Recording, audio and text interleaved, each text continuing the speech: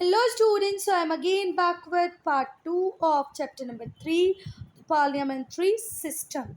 So student, I hope you all have seen part 1. If not, do watch it. So student, in part 1 we have discussed till here. यहाँ तक हमने सब कुछ part 1 में discuss कर लिया था. We'll start part 2 with this question. तो बच्चा वो अचानक से मुझसे दब गया था ऑफ का बटन और वो वीडियो हो गया था एंड हम तो पार्ट 2 को यहीं से शुरू करते हैं. यस, तो स्टूडेंट जीवी मवलंकर थे आपके फर्स्ट लोकसभा स्पीकर और इन्होंने पूछा कि करंट लोकसभा स्पीकर कौन है बच्चा. तो करंट लोकसभा स्पीकर हमें पता है कौन है बच्चा, ओम बिरला. हो सकता है आप लोगों ने खुद अपनी इनिशिएटिव से या कई बार जब पापा या मम्मी न्यूज़ देख रहे होंगे तब आप लोगों ने देखा होगा ओम बिरला को. तो आज के जो करंट स्पीकर है वो कौन है student, Om Birla. Current speaker of Lok Sabha 2019 से कौन है बच्चा, ओम बिरला. आई बात समझ में. करंट लोकसभा स्पीकर इस ओम बिरला 2019 से ये हैं. और ये जो हमारे थे जीवी मवलंकर, इनका पूरा नाम है गणेश वासुदेव, गणेश वासुदेव मवलंकर, गणेश वासुदेव मवलंकर. ठीक है बात. ये पहले थे और ओम बिरला करंट हैं. चलें आगे. तो भैया अब हम लोग पढ़ेंगे Rajya Sabha. The council of states और the Rajya Sabha is upper house of parliament. Lower house Lok Sabha है तो अपर हाउस क्या है बच्चा, राज्यसभा. राज्यसभा को काउंसिल ऑफ स्टेट भी बोला जाता है. राज्यसभा को क्या बोला जाता है बच्चा, काउंसिल ऑफ स्टेट. और एक और नाम है वो है अपर हाउस. कंपोजिशन की अगर हम बात करें तो बच्चा 250 मेंबर्स होते हैं राज्यसभा में, जिसमें से कि 238 तो मेंबर स्टेट और यूनियन टेरिटरीज से आते हैं. पर अब बचे हुए जो 12 हैं उन्हें नॉमिनेट करते हैं हमारे प्रेसिडेंट. कौन, प्रेसिडेंट. आई बात समझ में. तो out of 250 member 238 represent the state and union territories और बाकी के जो 12 होंगे स्टूडेंट, इनको नॉमिनेट करने का काम कौन करेंगे, हमारे प्रेसिडेंट. और ये जो लोग होते हैं वो अपनी, ये जो 12 लोग होते हैं अपनी अपनी फील्ड में मास्टरी हासिल किए होते हैं. ठीक है, अलग अलग फील्ड से होते हैं, डांस से, म्यूज़िक से, टेलीविज़न इंडस्ट्री से, मूवी से. कोई बड़ा प्लेयर होगा, मैरी कॉम, रेखा, ये सब मेंबर रह, सचिन तेंदुलकर, ये सब मेंबर रह चुके हैं किसके बच्चा, राज्यसभा की, जिनको कि नॉमिनेट किया जाता है प्रेसिडेंट के द्वारा. तो स्टूडेंट जो मेंबर होते हैं स्टेट लेजिस्लेटिव असेंबली के, elect members of the Rajya Sabha. तो बच्चा जो स्टेट लेजिस्लेटिव असेंबलीज़ के जो मेंबर होंगे उनकी जिम्मेदारी होती है कि वो राज्यसभा के लिए मेंबर इलेक्ट करें. The vice president is the presiding officer और चेयरमैन ऑफ राज्यसभा. हमारी कंट्री का जो वाइस प्रेसिडेंट होता है वही राज्यसभा की प्रोसीडिंग को प्रिसाइड करता है और राज्यसभा का होता है चेयरमैन. लोकसभा में होता है बच्चा स्पीकर, राज्यसभा में होता है चेयरमैन, और ये जो वाइस प्रेसिडेंट है यही होता है चेयरमैन. तो स्टूडेंट लोकसभा में होता है स्पीकर, राज्यसभा में होता है चेयरमैन, और जो करंट चेयरमैन है बच्चा वो है वेंकैया नायडू. कौन है बच्चा, वेंकैया नायडू. इनको भी आपने टेलीविज़न में देखा होगा, बहुत अच्छी लगती है और बहुत अच्छा बोलते भी हैं. कौन है बच्चा, वेंकैया नायडू. ठीक है. और फर्स्ट चेयरमैन कौन थे बच्चा, हमारे doctor Sarvepalli Radhakrishnan. First chairman of Rajya Sabha थे डॉक्टर सर्वपल्ली राधाकृष्णन. मतलब हमारे जो फर्स्ट वाइस प्रेसिडेंट थे वो थे डॉक्टर सर्वपल्ली राधाकृष्णन, जिनका बर्थडे आता था 5 सितंबर को और उसी दिन को हम मनाते हैं एज अ टीचर्स डे. चलो अब एलिजिबिलिटी की बात करें कि भैया अगर आपको लोकसभा की, राज्यसभा के लिए इलेक्शन लड़ना है तो आप में क्या क्वालिफिकेशन होना चाहिए. पहली बात, आप इंडिया के सिटीजन हो, आपकी एज 30 होनी चाहिए. लोकसभा में ये 25 थी, यहाँ पर कितनी है बच्चा, 30. तो आप राज्यसभा को हाउस ऑफ सीनियर्स भी बोल सकते हो. राज्यसभा बोला कि लोकसभा बोला, राज्यसभा को हाउस ऑफ सीनियर बोल सकते हो. You will call Rajya Sabha as house of senior because the age is 30, that is 25 in Lok Sabha. अब कैंडिडेट कब कब डिस्क्वालीफाई हो सकता है, या तो वो पागल हो मतलब अनसाउंड माइंड का हो, उसने किसी और कंट्री की सिटीजनशिप ले रखी हो, या वो गवर्नमेंट के किसी ऐसे ऑफिस को होल्ड करता हो, प्रॉफिट के ऑफिस को होल्ड करता हो, इंडियन गवर्नमेंट या स्टेट गवर्नमेंट की जॉब भी हो। आई बात समझ में? टर्म की बात करेंगे। अभी हमने लोकसभा में देखा था कि इलेक्शन 5 ईयर के लिए, हर 5 ईयर में होती है, 5 ईयर आपका टर्म होता है। पर राज्यसभा में ऐसा बिल्कुल भी नहीं है, यहाँ थोड़ा सा अलग है। The member of Rajya Sabha are for the term of 6 year, जो कि लोकसभा में 5 साल थी, वो राज्यसभा में कितनी है बच्चा? 6 साल। 1/3 of its member retired every 2 year, हर 2 साल में इसके 1/3 मेंबर क्या हो जाते हैं बच्चा? रिटायर। आई बात समझ में? हर 2 साल में इसके 1/3 मेंबर रिटायर हो जाते हैं, और जो टर्म है वो है 6 year. Thereafter fresh election are announced, और उनके बाद फ्रेश इलेक्शन अनाउंस किए जाते हैं वो जो वैकेंट सीट है उनके लिए। ठीक है, in the beginning of 3rd year, 3rd year में जो वैकेंट सीट्स आएंगी उनके लिए क्या होगा बच्चा? फिर से इलेक्शंस करवाए जाएंगे। The Rajya Sabha is not subject to dissolution, Rajya Sabha कभी भी कम्प्लीटली डिसॉल्व नहीं होती लोकसभा की तरह। हमने देखा था ना कि लोकसभा में अगर मेजोरिटी नहीं होगी गवर्नमेंट के पास तो प्रेसिडेंट डिसॉल्व कर देगा, पर राज्यसभा में ऐसा कुछ नहीं है। इसलिए हम राज्यसभा को परमानेंट बॉडी कहते हैं। क्या बोलते हैं राज्यसभा को? Permanent body. बेटा ये हमारे गणेश वासुदेव मवलंकर का फोटो है, जीवी मवलंकर। अब हम देखेंगे पार्लियामेंट के सेशंस को। The parliament in session, the period during which house meets to conduct its business is called session. Session एक इम्पॉर्टेंट है बच्चा, 1 मार्क या 2 मार्क क्वेश्चन में आएगा कि what is session, what do you mean by session. तो बच्चा वो टाइम, वो पीरियड जब हाउस मिलता है, अपने बिजनेस को कंडक्ट करता है, जो काम इनके ऊपर होते हैं वो सारे काम करेंगे, सारे मेंबर्स मिलेंगे, बैठेंगे, क्वेश्चन आवर होगा, उसको हम क्या बोलते हैं बच्चा? सेशन। हमारा जो कॉन्स्टिट्यूशन है उसने प्रेसिडेंट को पूरी पावर दे रखी है कि वो कभी भी सेशंस बुला सकता है। समन करने का मतलब होता है कॉल करना, बुलाना। क्या होता है बच्चा? बुलाना। तो हमारा प्रेसिडेंट कभी भी हाउसेस को कॉल कर सकता है कि भैया आओ बातचीत करेंगे। The parliament according to our constitution, हमारे कॉन्स्टिट्यूशन के हिसाब से जो पार्लियामेंट है लगभग 2 साल तो मिलनी ही चाहिए साल में। ट्वाइस इन अ ईयर, ये किसके लिए? पार्लियामेंट के लिए कहा गया है कि भैया तुम लोग को साल में 2 बार तो मिलना ही है, ये तो कॉन्स्टिट्यूशन में ही लिख दिया गया है। There should not be a gap of more than 6 month between 2 session, 2 session के बीच में 6 मंथ से ज़्यादा का डिफरेंस नहीं होना चाहिए।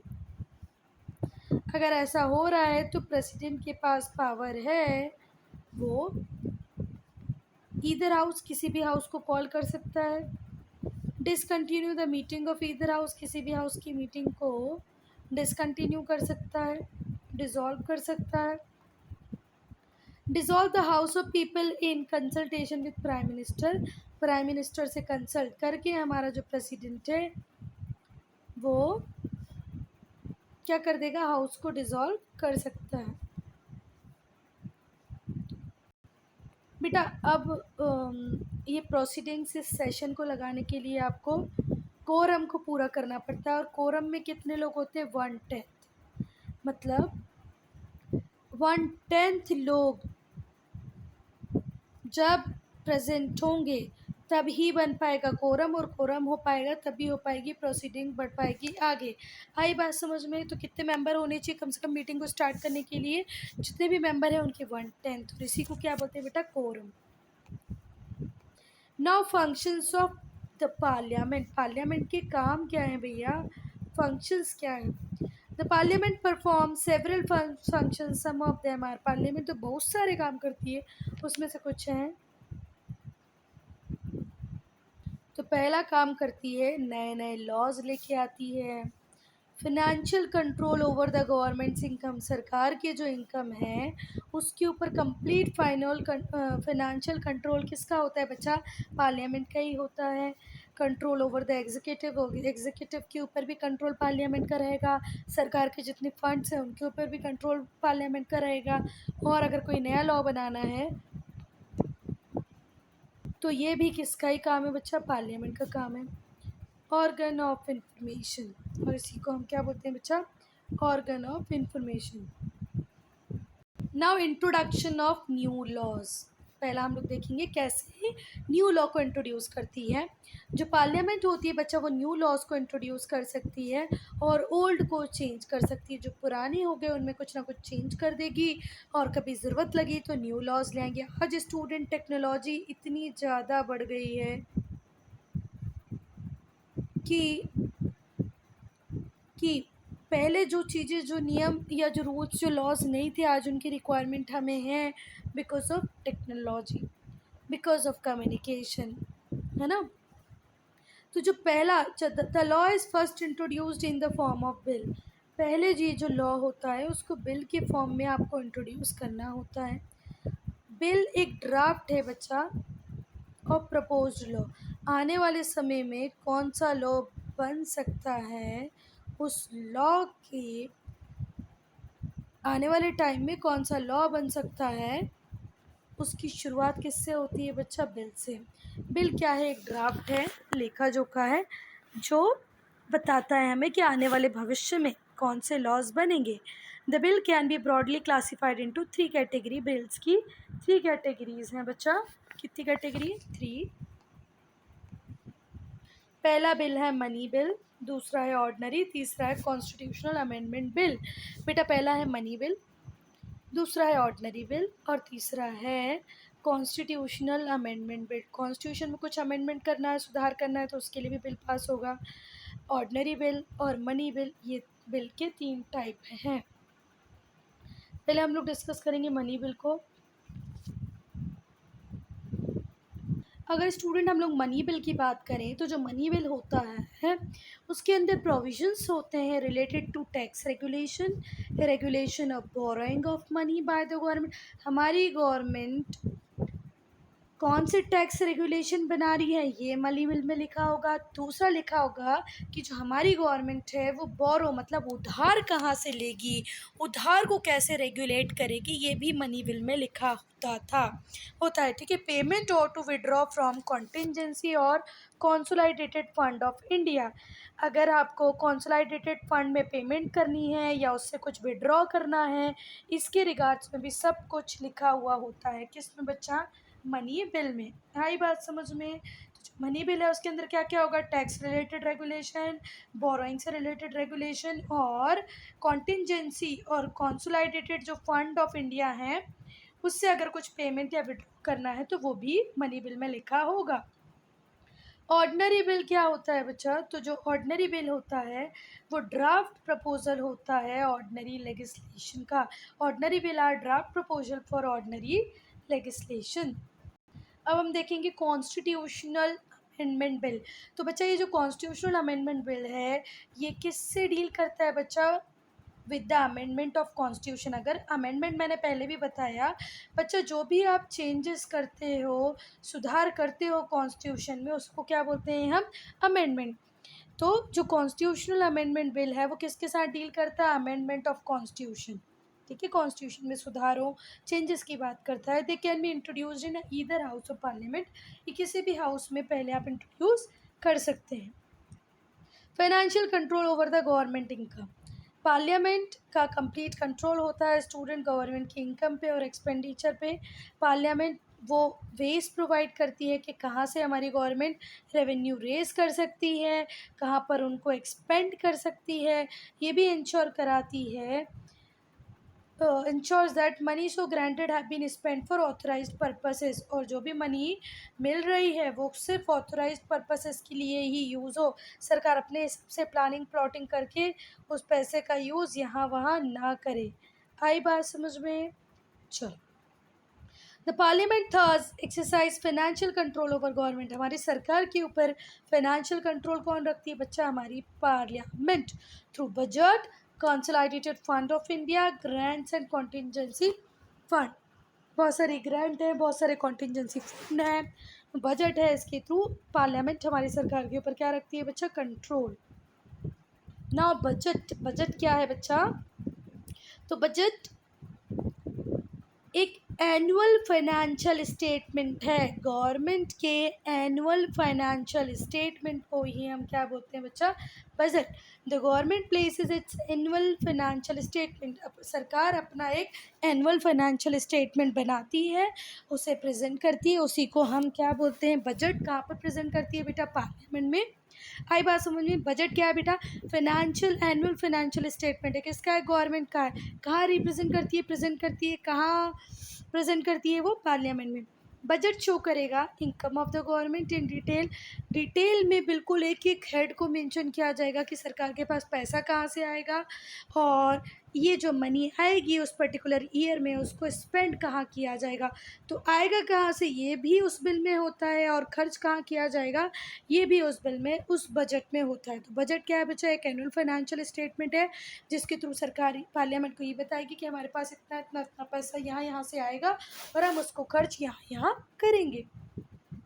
Who present the annual budget before the parliament? Parliament में कौन बजट प्रेजेंट करता है? स्टूडेंट बताओगे क्या आप लोग मुझे कमेंट सेक्शन में? तो ये करता है minister of finance. Finance minister का काम होगा भैया एनुअल बजट को रिप्रेजेंट करना। कौन करेगा बच्चा? ये फाइनेंस मिनिस्टर। आई बात समझ में? चलो, कंट्रोल ओवर द एग्जीक्यूटिव। जो पार्लियामेंट होता है स्टूडेंट, उसका एक प्रॉपर चेक रहता है मिनिस्टर्स पे, उनके काम पे। पार्लियामेंट कंप्लीट चेक रखती है अपने मिनिस्टर पे, वो क्या काम कर रहे हैं क्या नहीं कर रहे हैं। जो मेंबर ऑफ पार्लियामेंट होते हैं उनके पास ये अधिकार होता है, ये राइट होता है कि वो मिनिस्टर से क्वेश्चन कर सकें about the policies program of the government.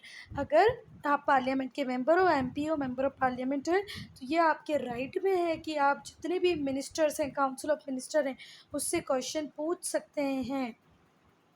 This is usually done in question hour. और ये कब होता है बच्चा? क्वेश्चन आवर में। आई बात समझ में? तो स्टूडेंट ये हैं हमारी फर्स्ट और आज तक की पहली, और अब तक इसके अलावा कोई बनी भी नहीं है। हो सकता है इस बार मर जाए, मर जाए नहीं, बन जाए। कौन बनेगी बच्चा? मुर्मू। ठीक है, मुझे नाम अभी बिल्कुल याद नहीं आ रहा। मुर्मू करके एक लेडी है जो बीजेपी से प्रेसिडेंट के लिए नॉमिनेट की जा रही है, मुर्मू। तो हो सकता है बन जाए, पर अब तक की पहली फीमेल प्रेसिडेंट यही हैं बेटा। कौन? Pratibha Devi Singh Patil.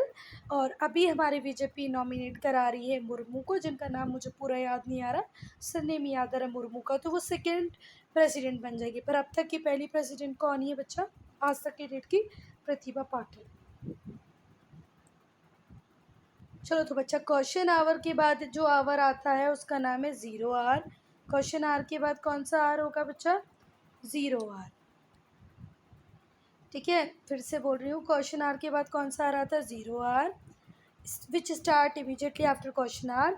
The member can raise issue of public interest. यहाँ पर ज़ीरो आर में मेंबर पब्लिक इंटरेस्ट के इशूज़ को हाईलाइट कर सकते हैं, रेज कर सकते हैं। If the member are not satisfied with the functioning of the government, अगर ऐसा लगता है कि गवर्नमेंट की फंक्शनिंग से काम से लोग सेटिस्फाई नहीं हैं, तो Lok Sabha can pass a vote of no confidence to remove the government from power. तो लोकसभा में एक नो कॉन्फिडेंस का वोट आएगा और सरकार रिमूव हो जाएगी। अगर ऐसा लगता है कि भैया ये जो सरकार है ये प्रॉपर काम नहीं कर रही है तो। आई बात समझ में? चलें आगे। चलो स्टूडेंट, अब हम देखेंगे ऑर्गन ऑफ इंफॉर्मेशन। बेटा जो पार्लियामेंट है ये ऑर्गन ऑफ इंफॉर्मेशन की तरह काम करती हैं। किसी भी मेंबर ऑफ पार्लियामेंट को आप कॉल कर सकते हो इंफॉर्मेशन देने के लिए। बस इतना ध्यान रखें कि वो जो इन्फॉर्मेशन आप मांग रहे हो वो कंट्री की सिक्योरिटी को तो कहीं थ्रेटन नहीं कर रही, उसको तो प्रॉब्लम नहीं दे रही है। अगर ऐसा नहीं है तो आप इंफॉर्मेशन के लिए कॉल कर सकते हो किसी भी मेंबर ऑफ पार्लियामेंट को। The information provided by parliament is truthful and precise. जो इन्फॉर्मेशन पार्लियामेंट देगा वो ट्रूथफुल होनी चाहिए, प्रिसाइज होनी चाहिए। ये जो इन्फॉर्मेशन है ये सिर्फ डिबेट्स के थ्रू ही कलेक्ट नहीं कर सकते हैं, but also through medium of questions to minister. Question से मिनिस्टर से क्वेश्चन करके भी आप इन्फॉर्मेशन कलेक्ट कर सकते हो।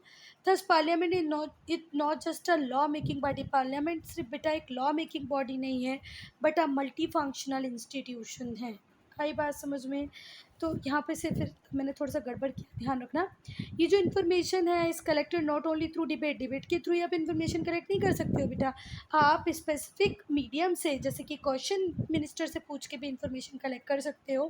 पार्लियामेंट सिर्फ एक लॉ मेकिंग बॉडी नहीं है बच्चा, बहुत सारे फंक्शंस हमारी पार्लियामेंट निभाती है, सॉल्व करती है।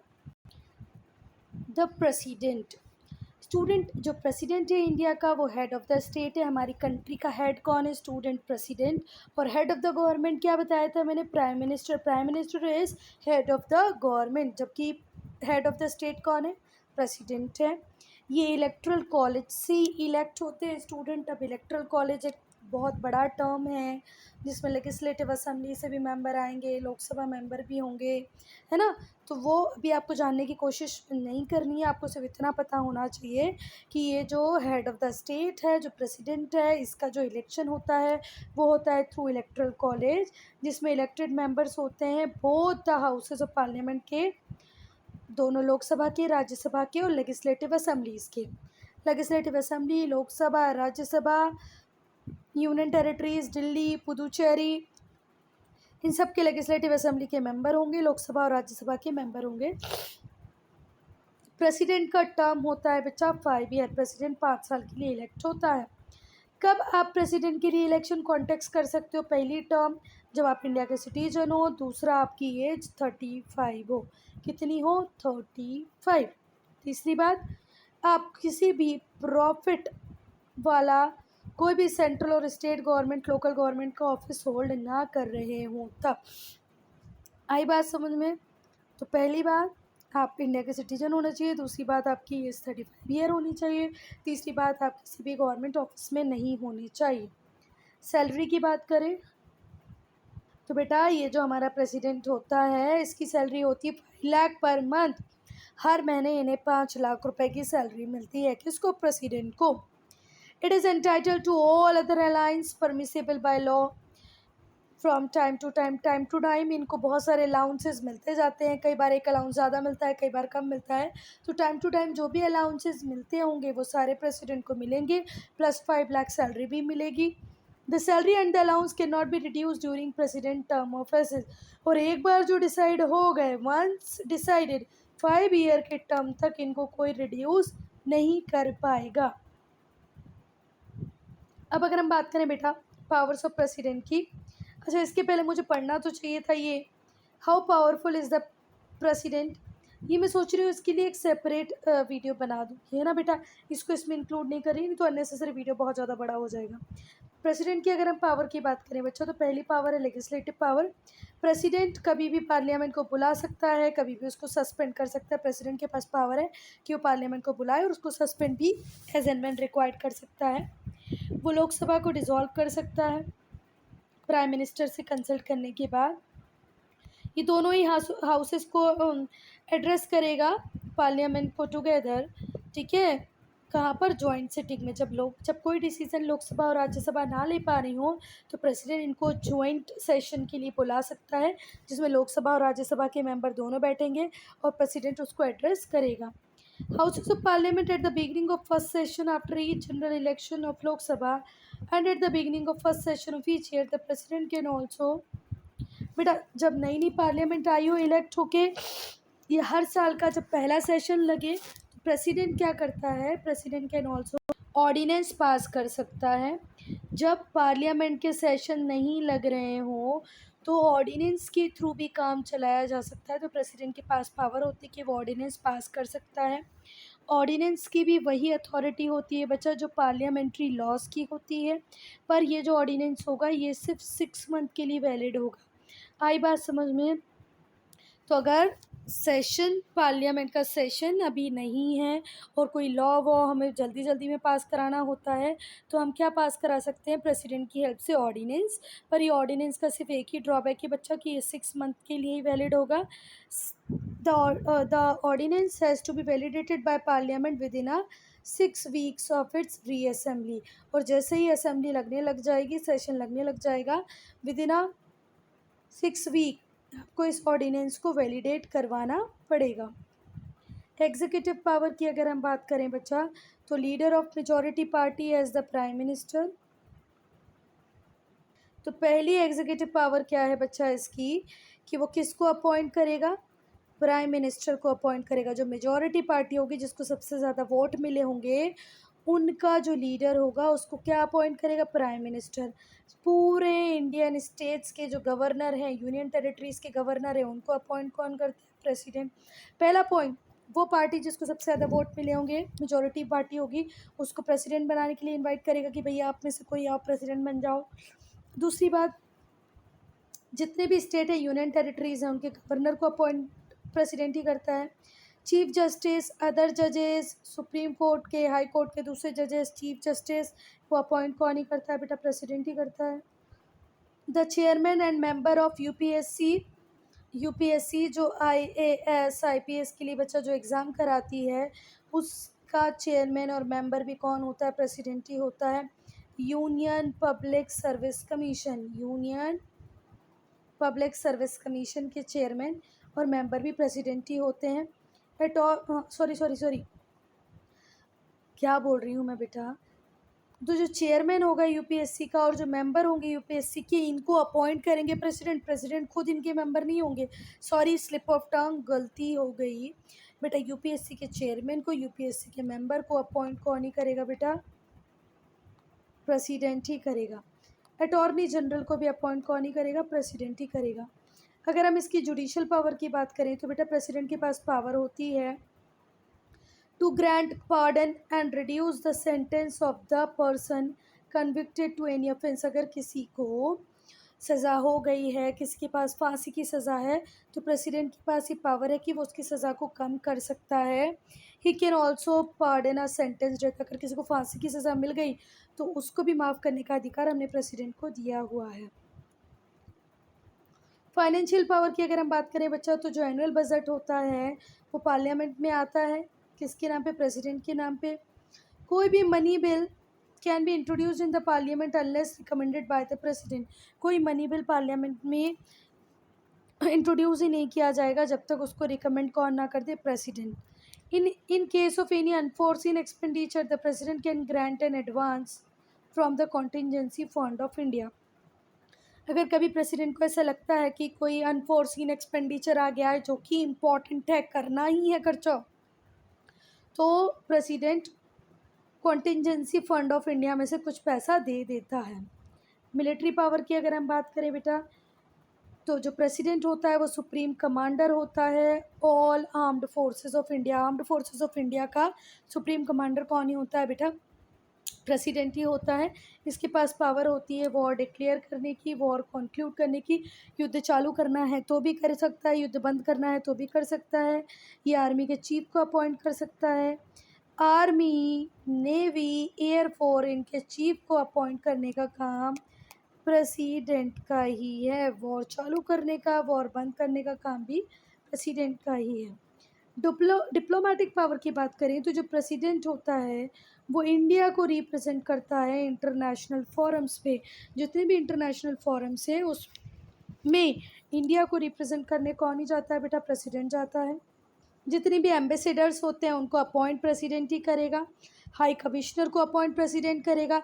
जितनी भी इंटरनेशनल ट्रीटीज़ होती हैं, एग्रीमेंट होते हैं, वो प्रेसिडेंट के नाम पर ही कॉन्क्लूड किए जाते हैं, साइन किए जाते हैं। अब अगर हम इमरजेंसी की बात करें तो प्रेसिडेंट के पास स्पेशल पावर है कि वो इमरजेंसी इम्पोज कर सकता है, इमरजेंसी लगा सकता है। कौन लगा सकता है बेटा हमारी कंट्री में इमरजेंसी, प्रेसिडेंट।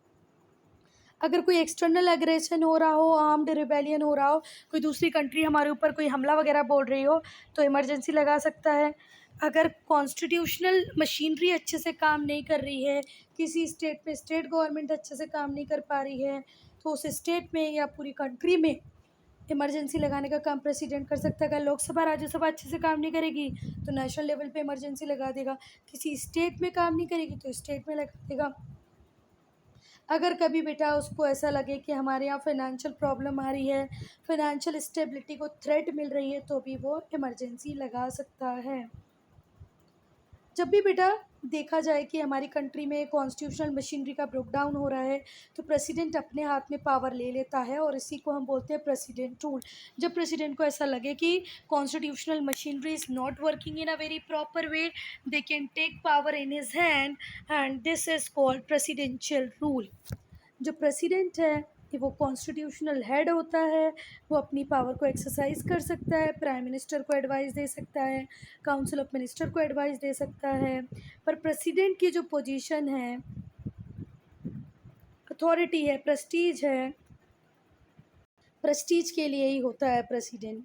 प्रेसिडेंट को रिमूव किया जा सकता है उनके ऑफिस से on the ground of violating the constitution. जब हमें ऐसा लगे कि भैया कॉन्स्टिट्यूशन के किसी लॉ को वायलेट हमारे प्रेसिडेंट ने किया है तो हम उसे रिमूव कर सकते हैं। The process of removing the president from his office is called impeachment. बेटा इम्पीचमेंट की प्रोसेस से ही प्रेसिडेंट को आप उसके ऑफिस से निकाल सकते हो। So student, I am ending this video here only. If you any doubt any problem do right in comment section. और जो पार्ट 3 होगा उसमें हम प्राइम मिनिस्टर और काउंसिल ऑफ मिनिस्टर को डिस्कस करेंगे। ठीक है।